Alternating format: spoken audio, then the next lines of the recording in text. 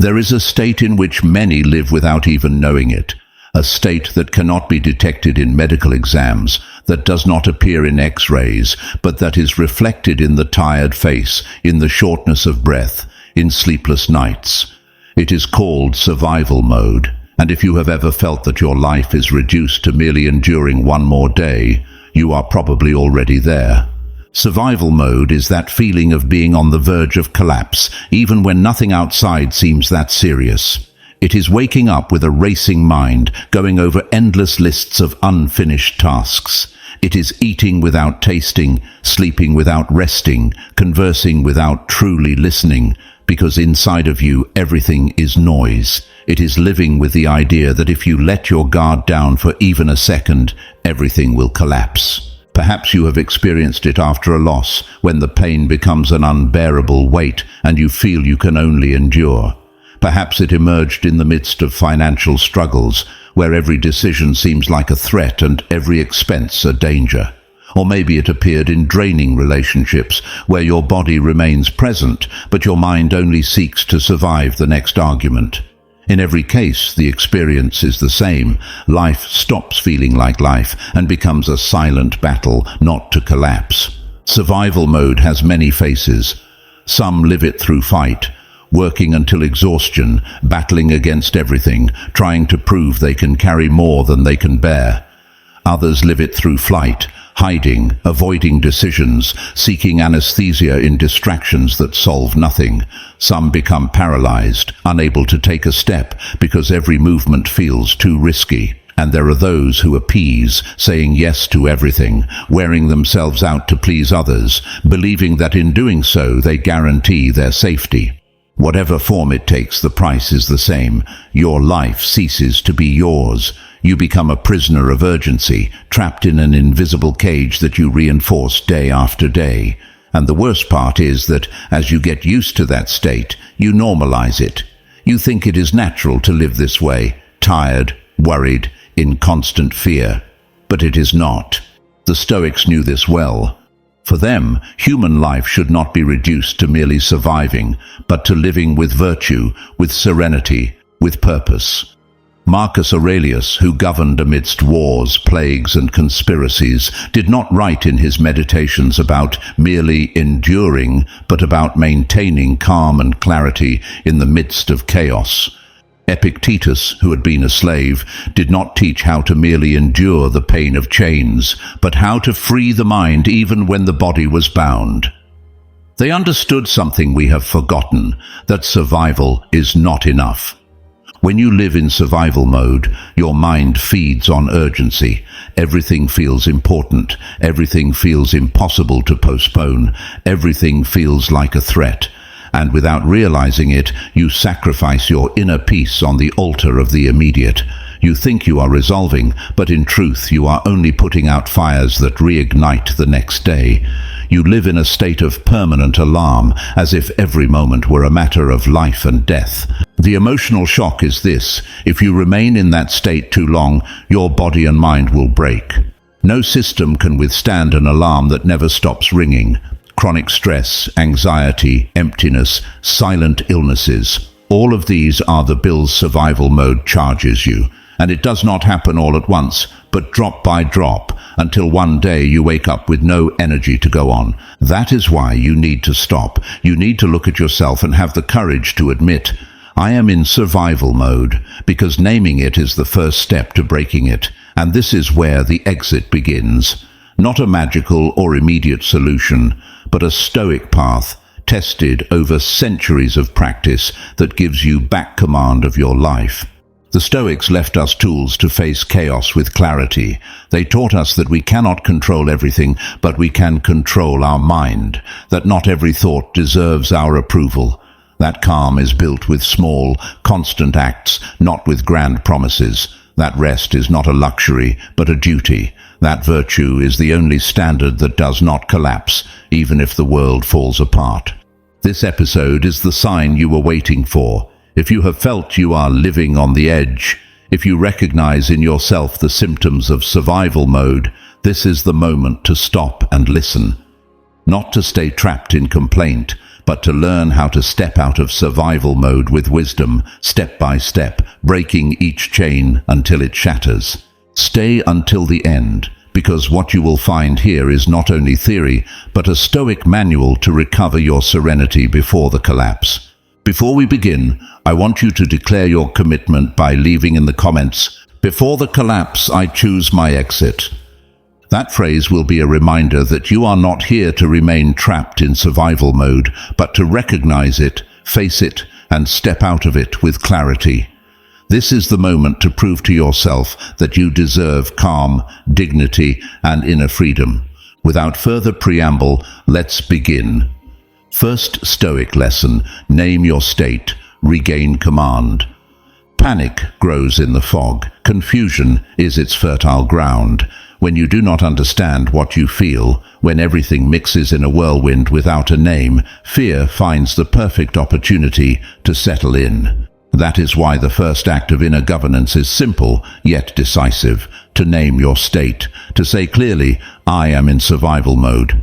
It seems obvious, but it is not. We spend days, weeks, even years trapped in that dynamic without recognizing it. We say we are tired, that we are stressed, that we have too much work, that life is hard. But we do not call things by their true name: survival mode. That state in which you are not living, only resisting. In which you do not think calmly, only react with urgency. Epictetus taught that freedom begins when we learn to distinguish impressions from judgments. An impression is what you feel in your body: the racing heart, the tension in your shoulders, the shortness of breath. A judgment is what you interpret from that impression. "I cannot take this anymore. This is too much for me. I am going to collapse." The problem arises when you confuse these two levels and end up enslaved by your own judgment. But if you can stop, observe your impression, and name your state with neutrality, you take the first step toward regaining command. Imagine a soldier in the midst of battle. The difference between survival or defeat does not lie only in the strength of his muscles, but in the clarity of his diagnosis. If he confuses a flank attack with a frontal one, his response will be wrong. In the same way, if you confuse your anxiety with incapacity, your response will be surrender. But if you say, "This that I feel is survival mode," you have already taken a step toward lucidity. Name it. Say it out loud if necessary: "I am in survival mode." That phrase turns chaos into a diagnosis. It lifts you out of the nebulous state in which everything is a threat and reminds you that what is happening is not your identity, but a passing state. You are not survival mode, you are in survival mode. And that difference changes everything. When you manage to name it, an inner distance opens. You are no longer a stormy sea, you are someone observing the sea. That instant of distance is what the Stoics called hegemonikon, the ruling principle of the mind, the ability to rise slightly above what happens and decide. Do the exercise now. Think of the moments when your body goes into alert: fight, flight, freeze, or appease. How does it manifest in you? Are you one of those who become frantic and overdo things, those who avoid everything and hide, those who freeze without acting, or those who say yes to everything just to avoid conflict? Each of these patterns is a face of survival mode. Naming it is the beginning of dismantling it. Marcus Aurelius, in the midst of wars, wrote in his journal to name his states. He did not say, "I am a disaster," but rather, "Today I feel agitation. Today I feel impatience. Today I feel sadness." By naming them, he regained command. He turned diffuse emotions into objects of reflection, and in doing so, he ceased being their slave. Stoicism invites us to an act of humility and lucidity. Diagnose before reacting. If your body enters alarm, do not rush to obey blindly. Stop and ask, "What name does this that I feel have?" If it is fear, name it. If it is fatigue, name it. If it is survival, acknowledge it, because what you name loses power. In practice, you can do this very simply. Take a piece of paper and write your current state in a short phrase. Do not embellish, do not dramatize. Just describe. I am on alert. I am anxious. I am in survival mode. That written clarity is a first victory. You have moved from confusion to order, and from order to command. Remember, you cannot govern what you do not know how to name. If everything is a whirlwind without definition, you will be dragged along. But if you manage to give it a name, you already have a solid ground on which to build the exit. Survival mode wants you to believe you are condemned to remain there, but by naming it, you remind your mind that it is a state, not a sentence. And a state can be changed. That is why, each time you feel your heart racing, your mind overflowing, and the urgency to flee or appease, do not fall into the fog. Say, "This is survival mode," and then ask yourself the Stoic question, what depends on me in the next 10 minutes? That question opens a door the chaos cannot close. Stoic philosophy is not an escape, it is a compass, and a compass only works if you first recognize where you are. Naming your state is planting the stake in the ground and saying, "Here I am, this is the terrain." From there, you can begin to walk outward. Second Stoic lesson, the dichotomy of control in emergency mode.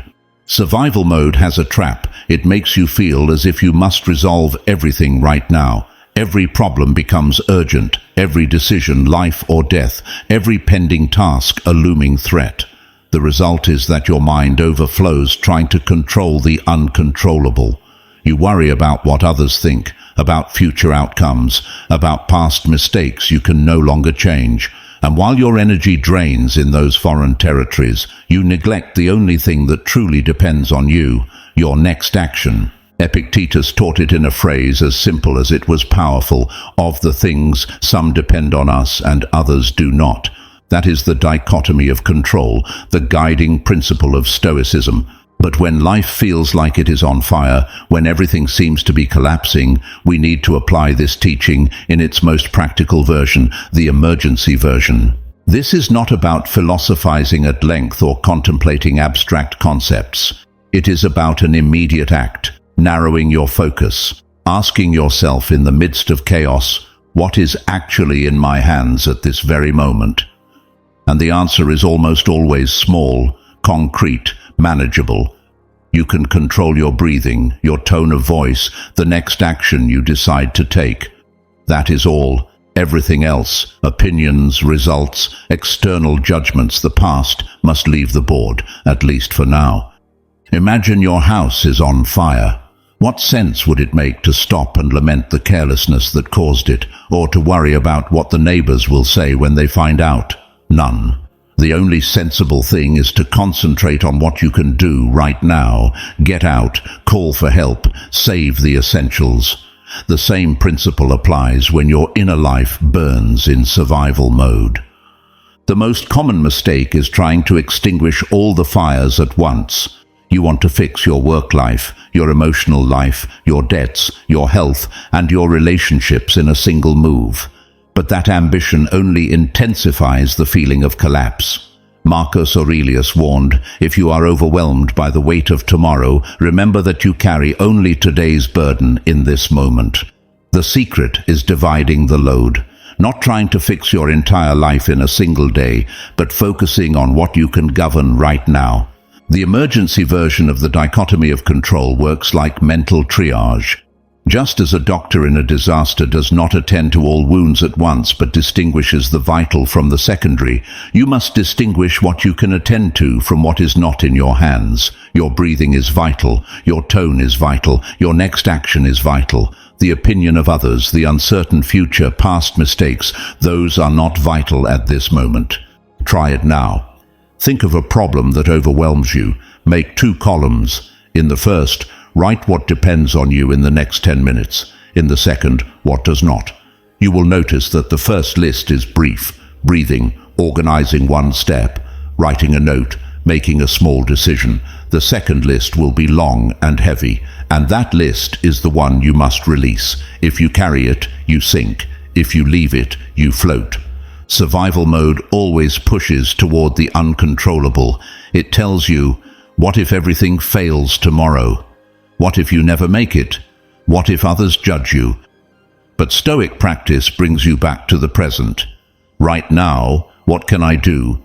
That is the question that disarms the storm. A daily example. Imagine you receive a message you interpret as a threat. Your mind wants to run toward all possibilities. What will this mean? What will they think of me? What will happen if this becomes public? But if you apply the dichotomy of control in emergency mode, you reduce the focus. What depends on me in this moment? Perhaps only your brief and calm reply. Perhaps only your decision not to answer in the heat of the moment. That act, small but governable, already changes the course. Seneca warned that imagination wounds more than reality. When you live trapped in what you cannot control, you suffer twice, once from what happens and once from what you invent. But when you return to control, you reduce suffering to what actually exists. And what exists is almost always more bearable than you imagined. The dichotomy of control is not resignation, it is strategy. It does not mean folding your arms before what does not depend on you, but concentrating your strength on what does. And that act, repeated in every instant, reconstructs your serenity. Remember this: when your life seems to be collapsing, do not try to rebuild the entire building. Lay one brick, take one calm breath, speak one clear sentence, take one step in the right direction. That is what depends on you. The rest, let it go, because every time you carry what you cannot control, you reinforce your survival mode. But every time you choose to govern what is yours, you regain command. The soldier in battle does not think about the entire front, he thinks about the immediate step. The sailor in a storm does not control the sea, he only adjusts the sail and the rudder. You, in survival mode, do not need to control your entire life, only your next movement. So the next time chaos surrounds you, do this exercise. Close your eyes, breathe deeply, and ask yourself, what depends on me in the next 5 minutes? Do that, and leave the rest where it belongs, outside your control. That act, so simple, is your emergency exit. Third Stoic lesson: replace urgency with presence. Survival mode has a devastating effect. It convinces you that everything is urgent. Every email that arrives feels decisive. Every message feels critical. Every task looks like a potential catastrophe. And when everything is urgent, your whole life becomes a fire. You live running from one front to another, extinguishing flames that sometimes don't even exist, while inside you grows the feeling that you will never reach calm. But here is a truth the Stoics discovered centuries ago. Urgency is not always real. What consumes you are not the facts, but the interpretation you make of them. Seneca expressed it with bluntness. We suffer more in imagination than in reality. Survival mode feeds precisely on that. Your overflowing imagination, your mind multiplying scenarios, your heart pounding as if every moment were the last battle. The key is to replace urgency with presence, to return to the moment, to take fuel away from the fire of alarm by focusing on what you can do here and now. Because when your mind projects itself into all the what-ifs of the future, you spiral. But when you return to the present with concrete actions, the storm loses its strength. Imagine this. You are sitting at your desk with an endless list of tasks. You look at the clock and feel like there isn't enough time. Your heart races. The thought comes, it's impossible, I can't handle everything. That is the voice of survival mode. But if in that instant you choose one single present action, writing 5 lines, organizing 3 objects, walking for 10 minutes, something changes. The urgency that seemed to devour you reduces itself to what is right in front of you. Presence does not eliminate problems, but it reminds you that you can only solve them one step at a time. The marathon runner does not think of all 26 miles at once. He thinks about the next meter, the next step. In the same way, you don't need to carry your entire life at once. You only need to attend to what is right in front of you. Marcus Aurelius, in the middle of military campaigns and political crises, wrote to remind himself to focus on the immediate task. Waste no more time arguing about what a good man should be. Be one. With that phrase, he dismantled the mental urgency to justify, plan, or imagine, and returned to the present. Act now, here. That is the strength of presence. Survival mode confuses speed with effectiveness. It makes you believe that the faster you run, the more control you will have. But the truth is the opposite. The faster you go, the more clarity you lose. Serenity, on the other hand, is born when you slow down and choose presence. It is then that you can distinguish what matters from what was just noise. A practical exercise to train this. When you feel that everything is urgent, stop and ask yourself this question. What small, concrete action can I do right now that brings me back to the present? Then do it. It might be writing a paragraph, washing a dish, taking a short walk, breathing consciously. That minimal action does not solve your entire life, but it disarms the alarm. Because your mind, upon seeing that you have acted, understands that you are not paralyzed, and the intensity of fear drops. Urgency is a silent thief.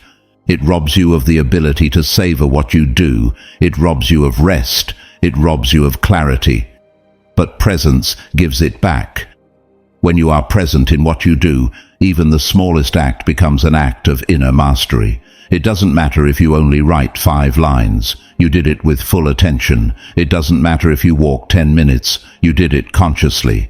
That sum of present moments builds a life more stable than 1,000 urgent races.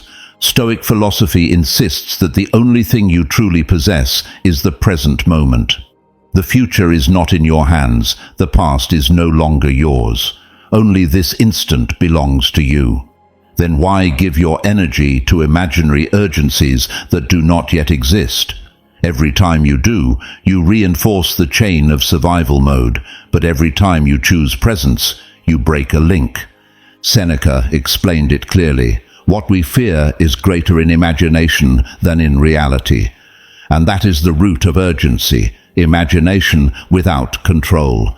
Training your mind to return to the present is training it not to be carried away by that torrent. Remember this. Urgency shouts, reality whispers. Urgency makes you run, reality asks for attention. Urgency drains your energy, reality gives you serenity. If you learn to distinguish them, you will no longer live trapped in the race, but in mastery of what truly matters. So the next time you feel the pressure of urgency, stop. Breathe. Ask yourself what you can do now, in 5 minutes, in one concrete gesture. Do it. And in doing so, you will notice that the alarm lowers, the chaos organizes itself, and life feels livable again. That is the power of replacing urgency with presence. Fourth Stoic lesson, the discipline of assent.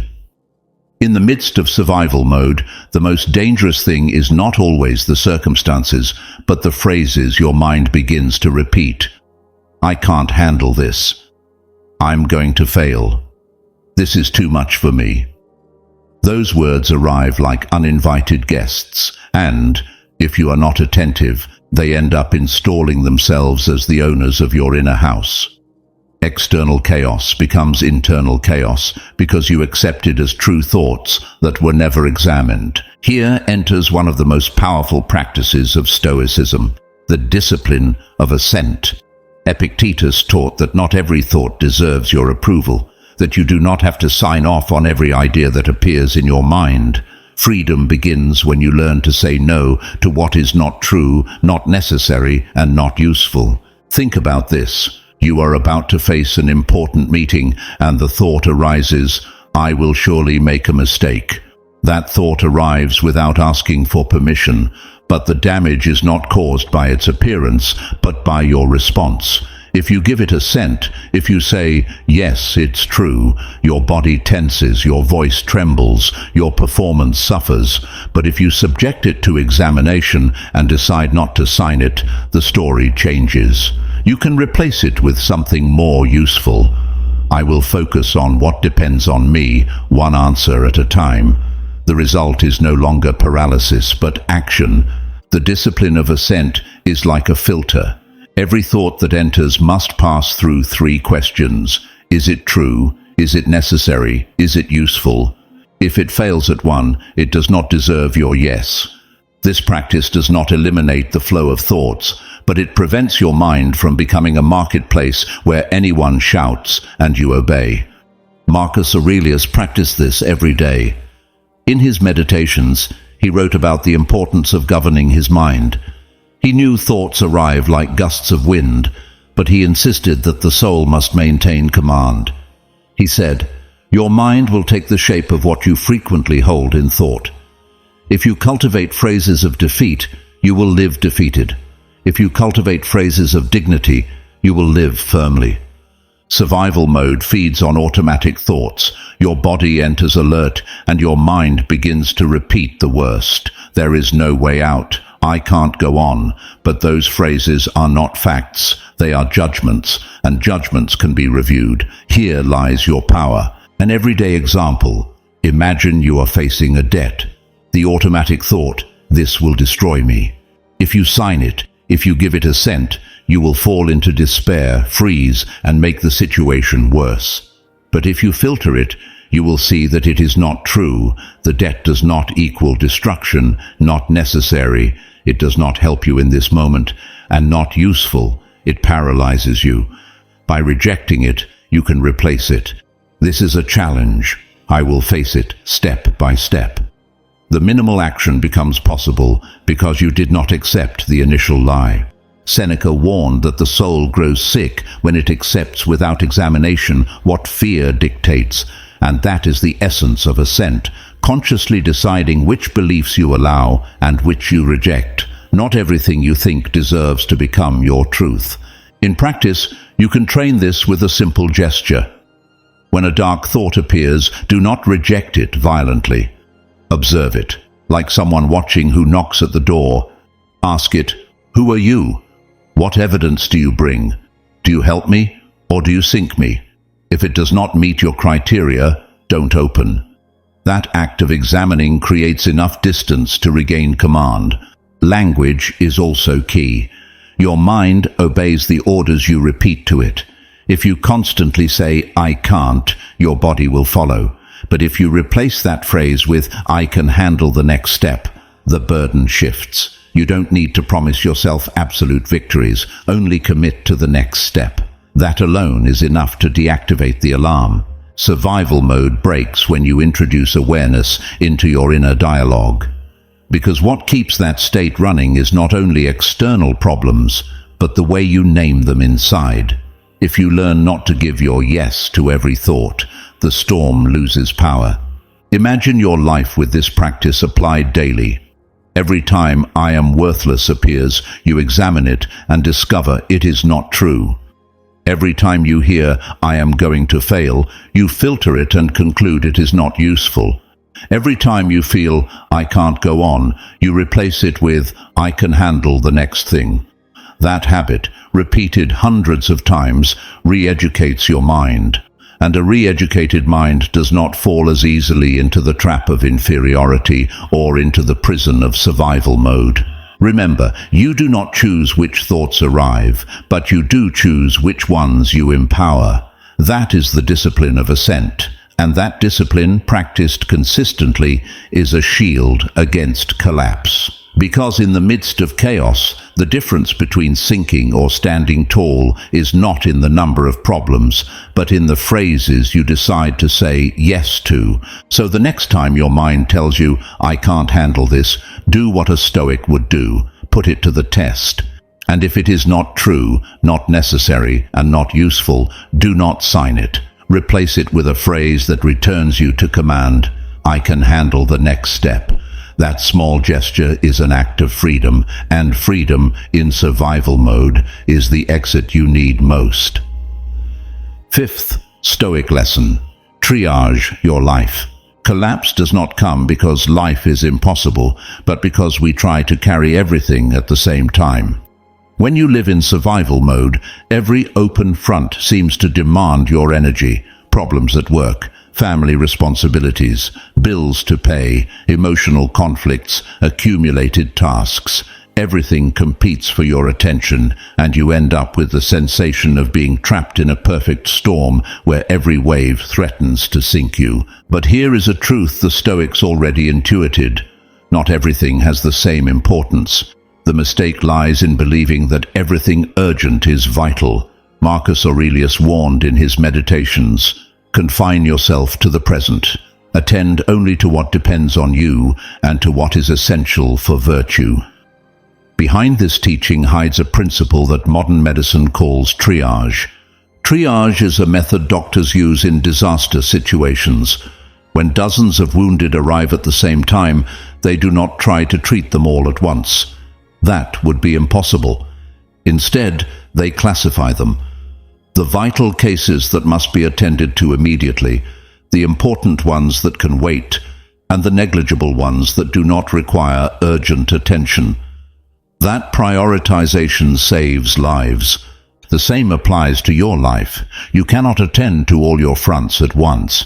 If you try, you will end up exhausted, frustrated, and feeling that nothing improves. But if you apply Stoic triage, you begin to organize the chaos. The technique is simple. Make 3 lists. The first with what is vital, what truly cannot wait, what sustains your integrity and survival. The second with what is important, what needs your attention, but not today. The third with what is negligible, what adds no real value and can be eliminated. When you are in survival mode, everything seems vital. Every message, every opinion, every pending task screams as if it were a matter of life and death.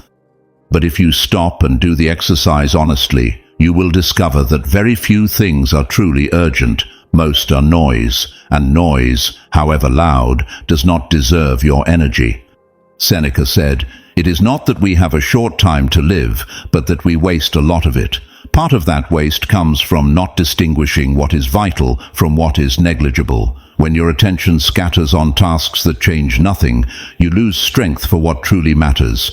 And at the end of the day, the feeling is always the same: exhaustion without progress. Let's take an example. Imagine you are drowning in work, family, and personal obligations.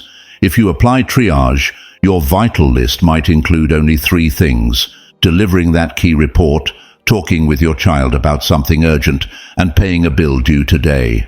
Everything else can wait or be eliminated.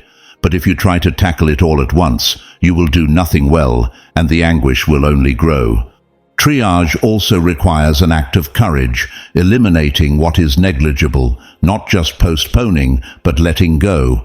Many times we carry commitments that are not ours, expectations others placed on us, activities that only feed appearances. The Stoic understands that justice must also be applied to oneself. It is not just to keep carrying unnecessary burdens. Marcus Aurelius urged himself to remember the brevity of life as a criterion for decision-making. If time is limited, where will you invest it? In attending to every external noise, or in safeguarding the essential? That question is a powerful filter, because collapse is not produced by an excess of problems, but by a lack of prioritization. The Stoic practice of triage gives you back clarity. By writing your 3 lists, you will see that your real burden is much smaller than it seemed. You will discover that much of what distresses you can wait or disappear. And by focusing on the vital, your energy concentrates. The feeling of being lost in a labyrinth changes into the certainty of walking straight toward what matters. An important detail: the vital does not always coincide with the noisy. Sometimes the most important does not shout, but waits in silence. The rest you postpone, the conversation you owe yourself, the review of your values. Those fronts, though quiet, are vital. If you ignore them, sooner or later, the bill arrives. Triage is also an act of temperance. It means accepting that you cannot do everything and that you don't need to. It means recognizing limits, something survival mode hates, because it wants you to believe you are responsible for absolutely everything. But the Stoic truth is different. You are responsible for your choices, not for the entire universe. So next time you feel everything collapsing, take a pause. Grab a piece of paper and write, what is vital today? What is important but can wait? what is negligible and must be released. That simple practice is like opening windows in a smoke-filled room. Suddenly you can breathe, see clearly, and move with direction. Collapse is not inevitable. It is the consequence of trying to carry more than what is yours. And the way out begins when you recognize that not everything has the same weight. Triage your life, and you will discover that many of your chains were imaginary. When you live in survival mode, it is not you who decides. It is your fear, your urgency, and your fatigue that govern. It is waking up each day with the sensation of being on the edge, breathless, directionless, and if you do nothing, that state becomes your entire life. That is why subscribing is no minor gesture. It is a declaration of war against the inertia consuming you. Here you will not find distraction or empty phrases. Here you will receive every week stoic reminders and tools to silence the inner alarm, regain clarity, and feel once more that your life belongs to you. Not subscribing means continuing to carry the weight of your anxiety alone, with urgency that never fades, with the sensation that you are always living on the edge. Subscribing means having at hand a refuge, a voice that reminds you there is a way out before collapse, that serenity is trained, and that your dignity deserves to be defended. If you recognize the signs in yourself, do not ignore this moment, because the hard truth is this: survival mode is not broken by good intentions. It is broken by decisions, and this is one of them. Do it now. Subscribe. Because each episode can be exactly that word, that strategy, that teaching that prevents you from falling again into the same abyss. Your life was not made to merely endure. It was made to be lived with clarity and with virtue. Sixth Stoic lesson: guard your attention as a fortress. There is a silent resource that determines the quality of your life far more than you imagine: your attention. Where you place your attention, there goes your energy, your time, and your peace. Survival mode knows this, and that is why it hijacks it. It feeds on your scattered attention, on your gaze fixed on 100 things at once, on your inability to distinguish what deserves your focus from what only robs you of calm. We live in a world designed to besiege your attention: notifications that sound every minute, messages that demand immediate responses, news that exaggerates tragedies, social media displaying perfect lives. Everything screams, "Look at me now." And if you haven't trained your mind, you end up surrendering your inner fortress to anyone who knocks at the door. The result is clear. You live exhausted, but not from the weight of the essential, rather from the drain of the trivial. Your energy is spent comparing yourself to what you see on a screen, arguing about what you cannot change, distracting yourself with what does not bring you closer to your purpose. And at the end of the day, the vital remains pending, but you no longer have the strength to tend to it. That is survival mode in its purest expression: saturation without progress. The Stoics were keenly aware of the value of attention. Marcus Aurelius reminded himself each morning to guard what he allowed into his mind. He knew that ruling an empire was less difficult than ruling one's own thoughts. He said, "The soul becomes dyed with the color of its thoughts." Your life is what you choose to look at, to repeat, to cultivate. Guarding your attention means building walls around yourself, not to isolate from the world, but to decide what enters and what does not. Just as a wise ruler does not allow just anyone into the heart of the city, you cannot allow just any stimulus to occupy your mind, because everything you admit becomes a seed. Some sprout into serenity, others into anxiety. Take an honest inventory. How much time do you dedicate to things that truly build nothing? How many times a day do you catch yourself trapped in useless arguments, in draining comparisons, in habits that only feed inertia? That is the price of not guarding your attention. You surrender your life to what does not matter. Survival mode is triggered because your system is saturated with noise. Every notification is a shot of alarm. Every comparison on social media is a reminder of your supposed inferiority. Every sensationalized news headline is another brick in your anxiety, and the more you let in, the harder it becomes to distinguish the essential from the irrelevant. Here is where Stoic practice comes in: sobriety of attention. Just as you guard what you eat so as not to sicken your body, guard what you consume mentally so as not to sicken your soul. Filter rigorously. Ask yourself, does this I am reading, listening to, or watching strengthen my character, help me fulfill my duty, return me to calm? If the answer is no, shut the door. Epictetus insisted that we are not free until we stop being slaves to our impressions. The notification that distracts you, the comment that irritates you, the comparison that belittles you, all are invisible chains if you do not examine them. But when you pause and decide what deserves your attention, you recover your freedom. A practical example: turn off non-essential notifications. Set specific times to check messages instead of living in constant reaction.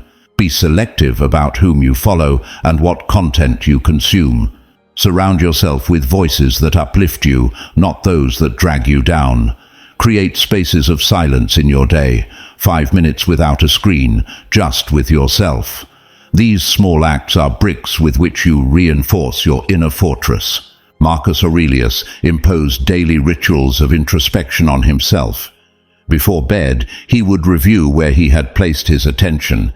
If he had wasted energy on what did not depend on him, he acknowledged it in order to correct it the next day. That practice, repeated, kept him steady amid political and military storms. And if he could do it in the chaos of an empire, you too can do it in the noise of the modern world.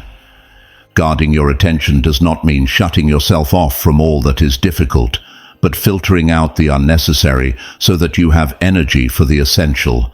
It means no longer handing over your mind to those who profit from your anxiety. It means reclaiming the right to decide where you place your gaze and your energy. The consequence is immediate. When you limit what comes in, your mind calms. When you concentrate on what is vital, your energy stretches further. And when you choose environments that nourish your character, you begin to feel less reactive and more in command of yourself. That is true power, not controlling the world, but controlling your focus within the world. Remember this: your attention is a political resource, as the Stoics said, because by deciding what you give space to, you decide who holds power over you. If you give it to noise, you will be a subject of chaos. If you give it to virtue, you will be a citizen of your own freedom. So make your attention a fortress. Shut the door to noise. Open space for calm. Devote your focus to what depends on you. Because in survival mode, scattered attention is a sentence, but guarded attention is the way out. Seventh Stoic lesson: micro-courage to break inertia. Survival mode has a silent and powerful ally: inertia. When you live trapped in that state, everything within you convinces you that it is safer not to move. Fear whispers that if you act, you will fail, that if you speak, you will be judged, that if you decide, you will be wrong, and so you become paralyzed. But that paralysis is not rest. It is a vicious circle that feeds the sense of inferiority and hopelessness. The Stoics knew that courage is not an emotion that suddenly appears, but a muscle that is trained. No one becomes brave by accident. Courage is built through small acts of decision, repeated day after day. That is why, if you want to escape survival mode, you need to practice what I call micro-courage, minimal actions but loaded with intention that contradict the voice of fear and break inertia. Picture this: you have spent days avoiding responding to an uncomfortable email. Each time you think about opening it, your stomach tightens. The thought comes, better tomorrow. That is survival mode speaking. But you decide to practice a micro-courage. You reply with 2 lines. You didn't solve your whole life, but you took a step that contradicted your paralysis. That act, although small, has a disproportionate impact on your mind. You prove to yourself that you can. Or think of the phone call you've been postponing for weeks. Fear convinces you it will be uncomfortable, that you won't know what to say. but you choose to dial the number. The conversation may not be perfect, but what matters is that you chose to act instead of remaining stuck. That is the essence of micro-courage, not waiting to feel secure, but moving despite the fear. Marcus Aurelius reminded himself each morning that he had to get up and fulfill his role, even if he didn't feel like it. "Am I made to remain in bed and feel warmth?" he asked himself, and he replied, "No, I am made for action." That inner dialogue is a micro-courage. It is choosing the right thing when inertia urges you to remain immobile. The problem with survival mode is that your mind turns every action into a mountain. Responding to a message feels like scaling a summit. Public speaking seems like facing an army. Studying for 30 minutes becomes impossible. That is why you need to reduce the magnitude and act in the small. A micro-courage dismantles the mountain and turns it into a step. A practical exercise. Each day choose 3 micro-courages, no more. They must be clear, minimal, and achievable. It could be sending a pending message, saying a no you feared, dedicating 15 minutes to study, going for a walk. Write them down and complete them. Do not underestimate their power. They are small drops that, over time, erode the rock of inertia. Epictetus taught that we have no power over what we feel, but we do have power over what we do with what we feel. You cannot prevent fear from appearing, but you can decide to act despite it. And every time you do, fear loses strength. Courage does not mean having no fear. It means not obeying it blindly. Micro-courage also changes your self-concept. When you spend too much time in survival mode, you begin to see yourself as incapable, weak, trapped. But each act of courage, however small, contradicts that identity. You begin to see yourself as someone who responds, who acts, who faces things. And little by little, that new narrative replaces the old one. Think of it this way. If each day you practice 3 micro-courages, in a year you will have accumulated more than 1,000 acts of courage. None by itself seems monumental, but together they build a strong character. This is how courage becomes a muscle, with constant repetitions. Seneca said we should not wait for a great trial to train virtue. Virtue is exercised in the everyday, in the small decisions, in what seems insignificant. If you train courage in the small, you will be prepared for the great. Survival mode wants you to wait until you feel ready, but that moment never comes. It is action that generates security, not the other way around. That is why, the next time inertia paralyzes you, remember, you don't need to solve everything, only to choose a minimal act that contradicts fear. That alone is enough to begin escaping the circle. Just imagine for a moment if tomorrow you choose 3 micro-courages. Maybe reply to an email, study 15 minutes and go for a walk. At the end of the day, you will not have changed the world, but you will have changed yourself. And that change is what, over time, breaks the chain of survival mode. Courage is not measured by epic deeds, but by the consistency of your micro-decisions. That is where freedom is trained. That is where dignity is recovered. That is where inertia is broken.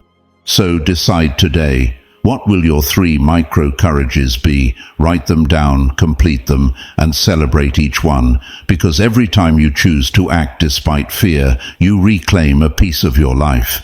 And when you add up many pieces, life becomes yours again. 8th Stoic lesson, reframe the bodily signal. Your body is always speaking, sometimes in whispers, sometimes in shouts, a knot in the stomach, a racing heartbeat, a weight on the chest, a headache.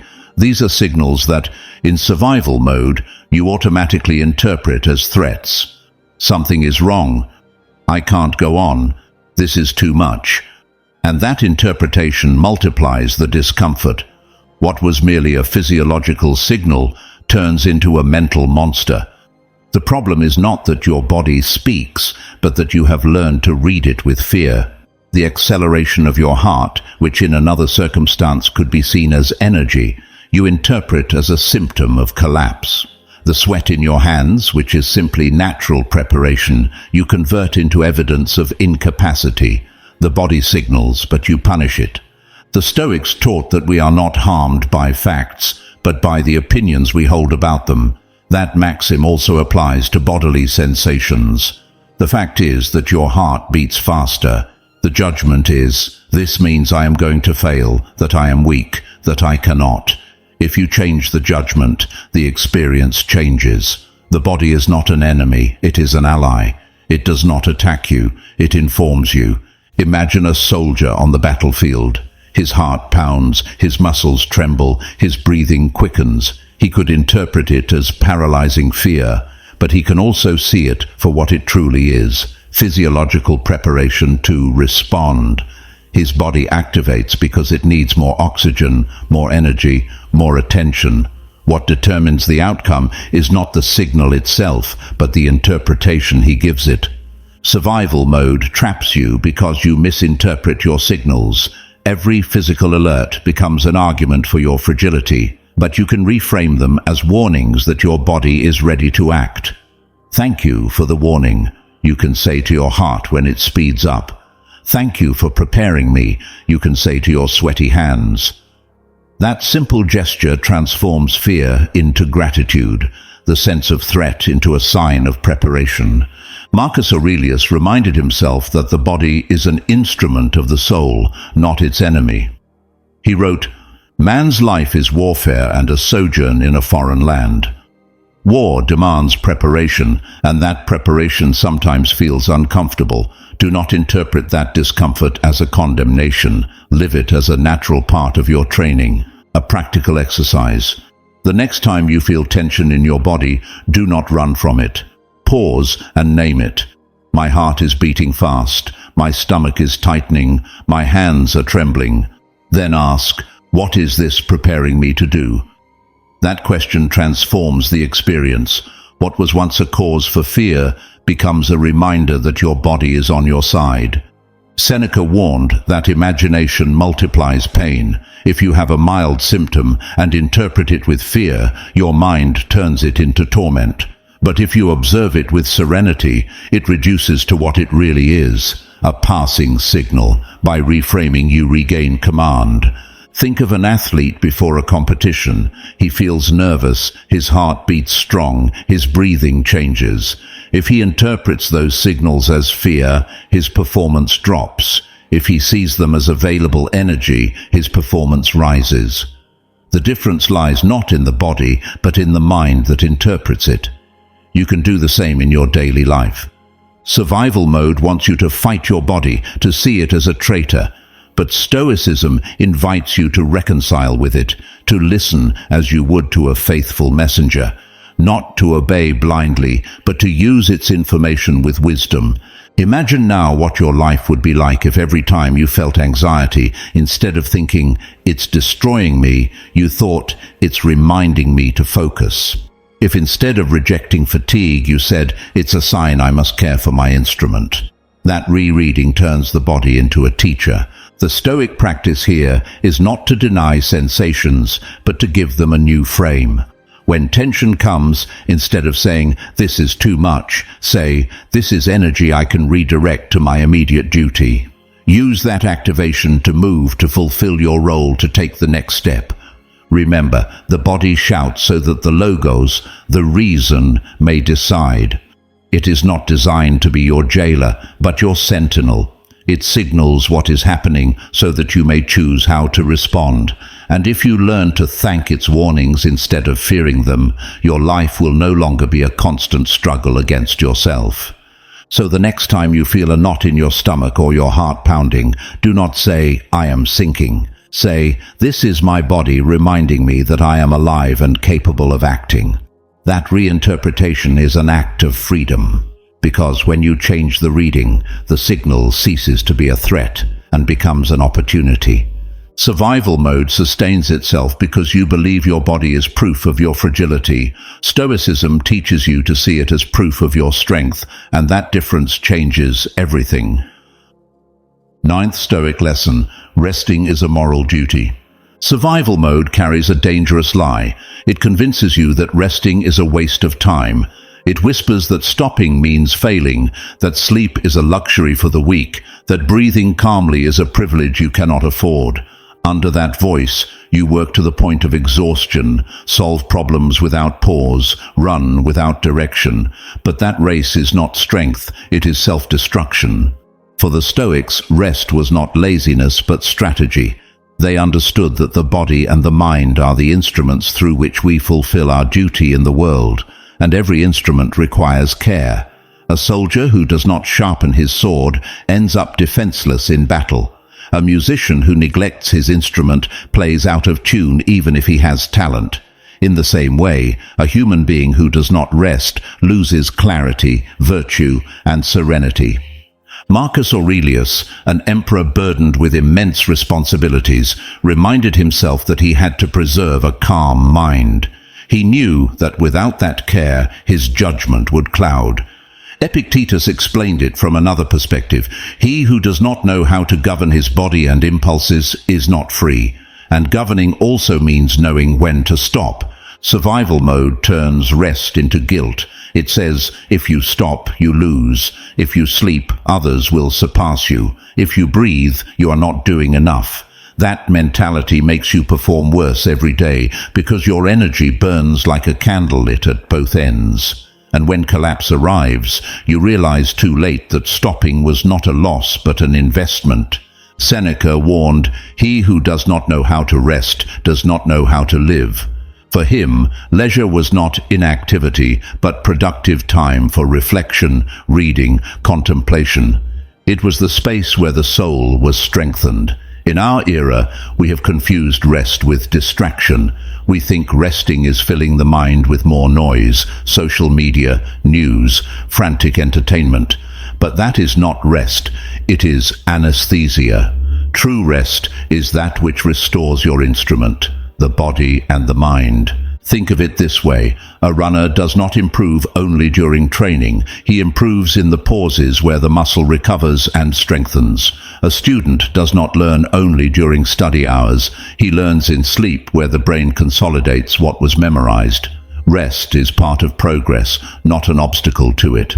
When you live in survival mode, your body sends you clear signals that it needs to stop. Extreme fatigue, irritability, constant mistakes, poor memory. But instead of listening, you push harder. And so the body eventually collects its debt through illness, nervous breakdowns, or emotional collapses. The rest you do not give voluntarily, life will take from you sooner or later. Rest, understood as a moral duty, means respecting yourself. It means recognizing that your worth does not lie in how many hours you work, but in the quality of your presence. It means accepting that you are not a machine, you are human, and that temperance, one of the Stoic virtues, consists of finding the right balance between action and pause. Practically, this translates into concrete habits. Establish short breaks during your day, 5 minutes to breathe, hydrate, walk.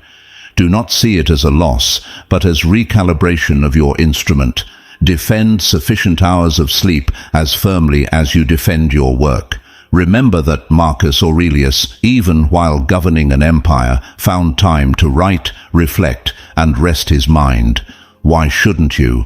Rest is also about quality, not just quantity. Sleeping many hours full of mental noise does not restore you. You need to create conditions. Turn off screens before bed, prepare a calm environment, release your mind with a brief writing exercise before sleeping. None of this is indulgence, it is discipline. And discipline includes knowing when to stop. Survival mode glorifies constant sacrifice, a saturated schedule, dark circles as medals. But the Stoics glorified serenity. True triumph is not working until you break, but living with balance, without betraying your health or your purpose. Remember, resting is not surrendering, it is preparing. Every short pause you take is an act of justice toward yourself. Every hour of sleep you respect is a vote for dignity. Every conscious breath you take amid chaos is a reminder that your life belongs to you, not to hurry. The next time the voice of survival mode tells you, if you stop, you lose, respond with Stoic wisdom. If I do not stop, I lose myself.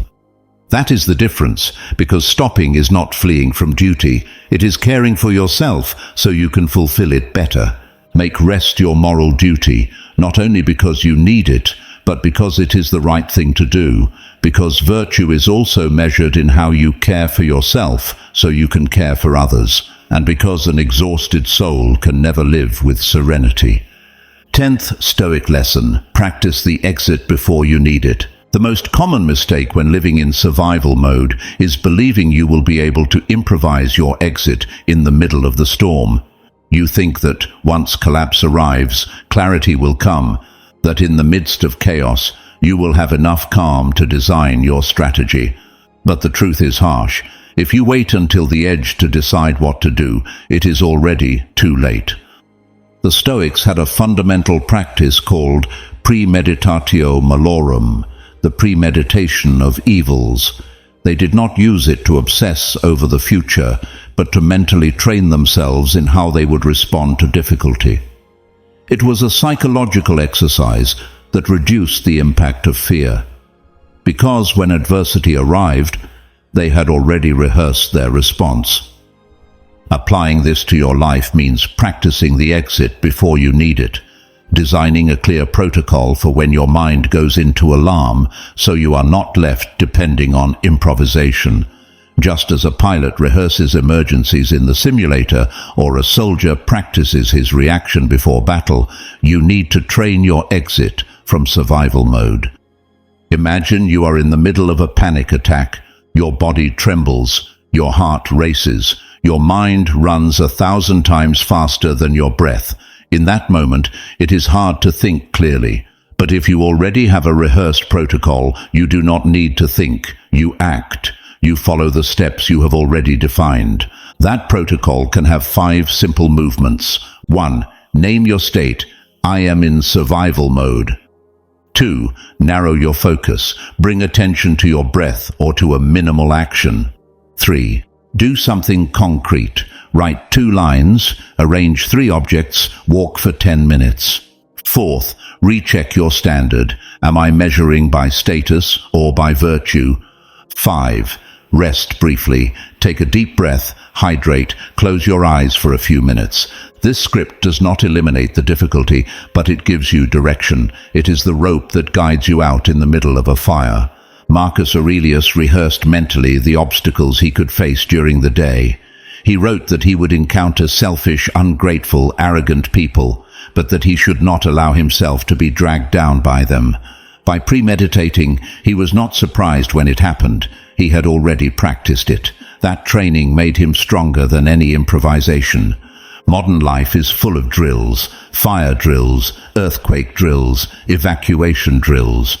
We know that, in the midst of panic, the mind freezes.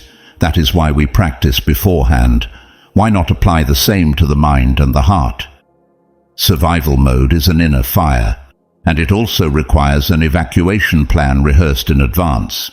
Seneca put it this way: the man who has prepared for adversity has already overcome part of it. Anticipation is not suffering twice. It is reducing the impact when it arrives.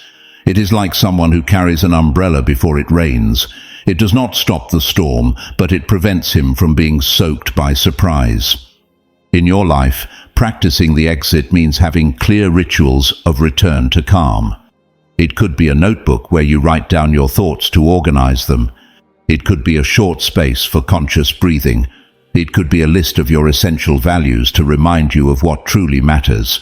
What matters is not the form, but that you have rehearsed it so many times that, when the moment comes, your body and mind follow it automatically. Survival mode wants you to believe that the exit is impossible, that you are condemned to live in alarm, but preparation breaks that lie. When you rehearse your protocol, you show your mind that there is a path, that a way out exists, and that certainty, even before you use it, already reduces your fear. Imagine practicing your protocol every day, even when you do not need it, naming your state softly, breathing deeply, taking a minimal action, reviewing your standard, resting a moment. That training carves a groove in your mind. And when the real storm arrives, you will walk that groove effortlessly. Not because fear does not appear, but because you already have a traced path to cross it. Epictetus taught that we should not wait for adversity to learn how to live with dignity. Dignity is trained through preparation, and that preparation does not kill spontaneity. On the contrary, it strengthens it. It gives you the freedom not to be dragged by panic, but to walk firmly even in the midst of the tempest. The Stoic practice of anticipating and preparing does not turn life into coldness, but into strategy. It reminds you that your mind must not be the victim of each wave of urgency, but the captain who already knows the route. And a prepared captain can guide even in violent seas. So write your protocol, rehearse it every day. Make it part of your life before you need it, because when survival mode knocks on your door again, you will not have to improvise. You will already have a rehearsed exit, a rope already tied, a compass already calibrated. And that will mark the difference between collapse and serenity. The exit before the collapse. We have walked together through a territory that many prefer to avoid, the recognition that they are not living, but merely surviving. That survival mode that installs itself silently, that steals your calm, that makes you run without direction, that convinces you that resting is surrender, and that urgency is the only thing real. If you have come this far, it is because you already sense the truth. You cannot keep living with the alarm switched on. You cannot keep normalizing a state that wears down your body, clouds your mind, and withers your soul. Survival mode is not a personal flaw. It is a human reaction. Your body and mind enter alert when they perceive danger. The problem arises when that alert stays on, even when there is no real danger. That is when your life becomes a battlefield that never ends. And that is when you need to remember what the Stoics discovered centuries ago. Life is not about barely resisting, but about living with virtue and serenity, even in the midst of the storm. Throughout these 10 lessons, we have seen that the exit exists, and that it begins with steps simpler than you thought. Naming your state to recover command, remembering the dichotomy of control in its emergency version to avoid wearing yourself down with what does not depend on you, replacing urgency with presence so that imagination does not wound you more than facts, training the discipline of assent so you do not sign destructive thoughts, doing triage on your life to distinguish the vital from the dispensable, protecting your attention like a fortress so you do not surrender your mind to noise, practicing daily micro-braveries to break the inertia of fear, reframing bodily signals as warnings, not condemnations, embracing rest as a moral duty, not a guilty luxury, and finally, practicing the exit before you need it, so you are not improvising in the middle of chaos. Each of these lessons is a reminder that your freedom does not lie in changing the external world, but in governing your internal one, because collapse does not come only from what happens outside, but from how you respond inside. And that is where your power lies. Now imagine your life if you apply these teachings with consistency. Imagine waking up and, instead of running with an overflowing mind, naming your state with clarity. Imagine facing a problem not with the desperation of solving everything, but with the calm of attending only to what depends on you. Imagine not feeling devoured by urgency because you have trained presence. Imagine resting without guilt, knowing it is part of your moral duty. Imagine having a clear protocol when the storm arrives. That future is not a utopia, it is within your reach. But it requires decision, it requires courage, it requires practicing each day what you have heard here. The Stoics did not speak from comfort, but from the pain of wars, losses, slavery, crises. If they could find serenity in the midst of chaos, how could you not, when you already have their teachings as a compass? The emotional shock I want to leave you with is this: if you do not choose your exit, survival mode will choose for you. And its choice is always the same: collapse. Do not wait until you get there. The signal is already flashing, the alarm you have already heard. This is your moment to act. And here comes your commitment. Do not just think it, declare it. because what you declare aloud and write down becomes part of your identity. I want you to leave it in the comments as a reminder, as a banner, as testimony for others who also live trapped in this state. The phrase is simple but powerful. Before the collapse, I choose my exit. Make it your mantra. Write it, repeat it, share it. Because every time you say it, you will remind your mind that you are not condemned to survival mode, that you have a path, that you can decide. And before we finish, I want to invite you to something more. If this message resonated with you, if you felt it was exactly what you needed to hear, do not leave it here. Subscribe to continue going deeper into this Stoic path, not because the subscription is just another number, but because each new episode is a tool, a reminder, a refuge for when life becomes heavy again. This channel is a space for those who refuse to settle for merely surviving, but want to live with purpose, with dignity, with virtue. Serenity is not built in a day, it is trained, and here together we are training. Each subscription is an act of resistance against the noise of the world, a vote in favor of your inner freedom. So do not hesitate. Subscribe, declare your commitment, and stay close to this community, because the signal has already been given, and now it depends on you to listen to it. Do not forget, before the collapse, choose your exit. Your voice is essential here. Every reflection strengthens and elevates our community, reflecting the true value of each individual and contributing to our shared Stoic identity. The reflection that receives the most support will be set as the standard of this community of Stoic minds. A community that does not flee from pain but walks through it with courage, with wisdom, with honor. We will see each other in our next gathering at Stoicism for Winners, where we will continue exploring the riches of Stoic wisdom applied to modern life. Now, take the opportunity to deepen your Stoic practice with new recommended podcast sessions. Follow us so you don't miss any reflection that could help you at just the moment when everything feels overwhelming. Every Monday, Wednesday, and Friday, we publish episodes designed to accompany you when life feels heavy, when it's hard to stay calm, when you need a word to remind you who you are. Not following us is to risk missing exactly that lesson that could bring back the peace you have been seeking. Until we meet again, remember, you are the sole owner of your perception, the creator of your peace, and the warrior of your own battle. This is the legacy of Stoicism, the art of being invincible.